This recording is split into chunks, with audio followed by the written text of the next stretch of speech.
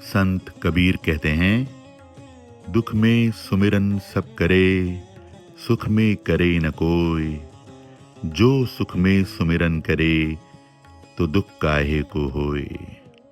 ये दोहा मानव जीवन के सबसे गहरे सत्य को बहुत सरल शब्दों में प्रकट करता है।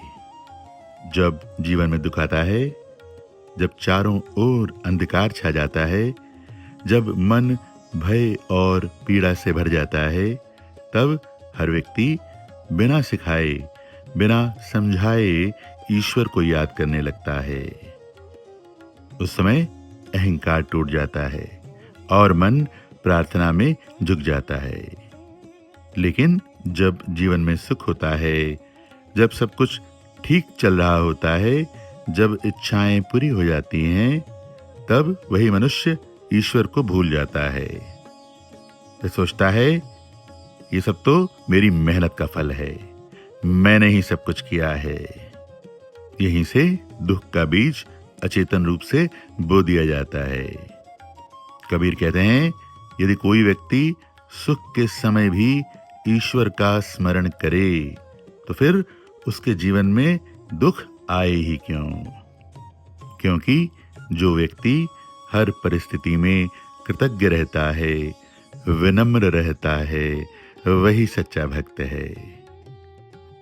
दुख में किया गया सुमिरन मजबूरी हो सकता है, लेकिन सुख में किया गया सुमिरन ही सच्ची भक्ति है।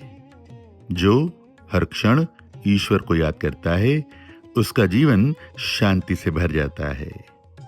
और जहां शांति है, वहां दुख टिक नहीं सकता। तिनका कबहु न निंदिए, जौ पायंतर होय। कबहु उड़ी आंखन परे, पीर घनेरी होय। ये दोहा हमें जीवन का एक अत्यंत सूक्ष्म सत्य समझाता है। जीवन की यात्रा में हमें अनेक ऐसे लोग मिलते हैं जो हमें छोटे, साधारण और महत्वहीन प्रतीत होते हैं। वे हमें हमारे पैरों के नीचे पड़े एक तिनके जैसे लगते हैं। जैसे हम उस तिनके को बिना सोचे कुचल देते हैं और अनदेखा कर देते हैं, और उस समय हमें कोई पीड़ा नहीं होती।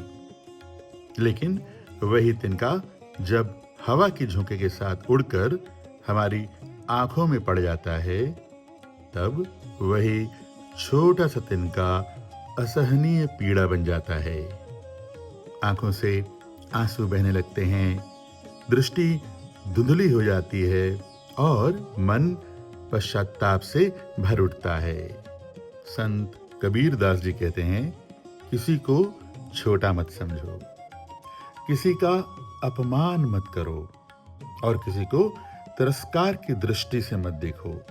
जिसे हम आज तुच्छ समझते हैं, छोटा समझते हैं, वही कल हमारी पीड़ा का कारण बन सकता है।